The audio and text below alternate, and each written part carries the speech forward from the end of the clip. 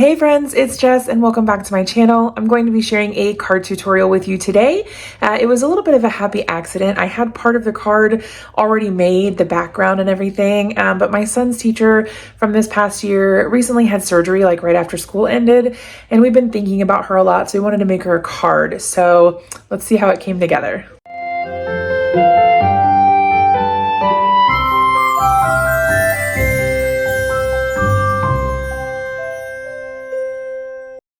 So I have this drawer in my craft room full of backgrounds that I've created at one point or another, maybe extras for a project I was working on, or like kind of 2-for-1 backgrounds like the one I found today. But I have this drawer and it's perfect for occasions like this where I maybe don't have time to make an entire background, or I want to speed up the card making process just a little bit. So I went digging in that drawer for something that might be kind of beachy or watery or something, because I found a stamp set that I wanted to use that kind of had that nautical beach ocean sort of vibe.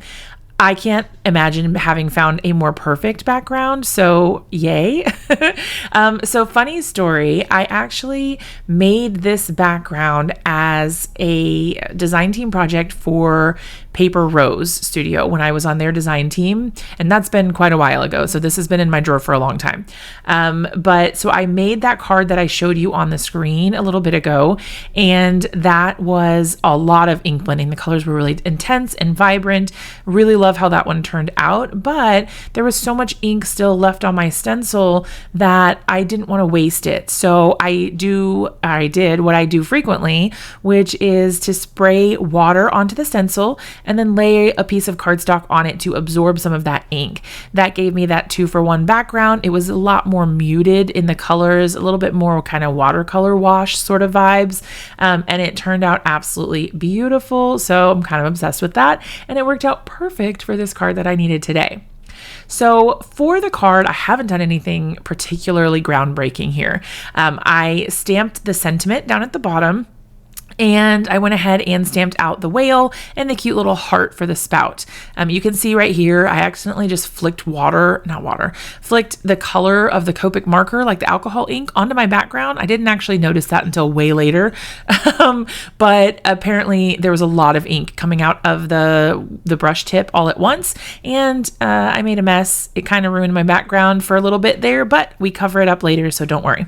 I'm coloring with Copic sketch markers. These are alcohol-based markers, and they're really great for layering. Unfortunately, one of them was like basically dried up, so I had some issues with my blending there.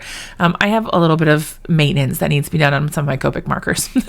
But I went ahead and colored those, cut out the whale, and then cut out the heart image. I usually just use a pair of sharp little scissors like these ones. These are Cutter Bee scissors, great for doing fussy cutting. That is sped up a lot, so don't feel like you're not doing it right. It takes me like 8 times longer than it did in that video. But once I had all that ready to go, I attached the background to a white A2 size card base. I decided to pop the little elements up on some foam tape just for a little bit of added interest. And then I was looking for a solution to figure out what to do about that splatter. It kind of was making my heart break a little bit, but not to fear, because I decided that I would just go ahead and use some sequins. So after I finished with my foam tape, I went and found some of my trusty little sequins that I keep in this container on my desk at all times. And I fished out some that were more opaque. Usually I'm more of a clear sequin girly, but this time I needed something that was going to block out that color a little bit more. So I used some kind of iridescent sort of white shimmery ones. Popped a little bit of glue on there, attached the sequins, and the card was finished. Came together super fast. I absolutely love how it turned out. Let me know what you think in the comments.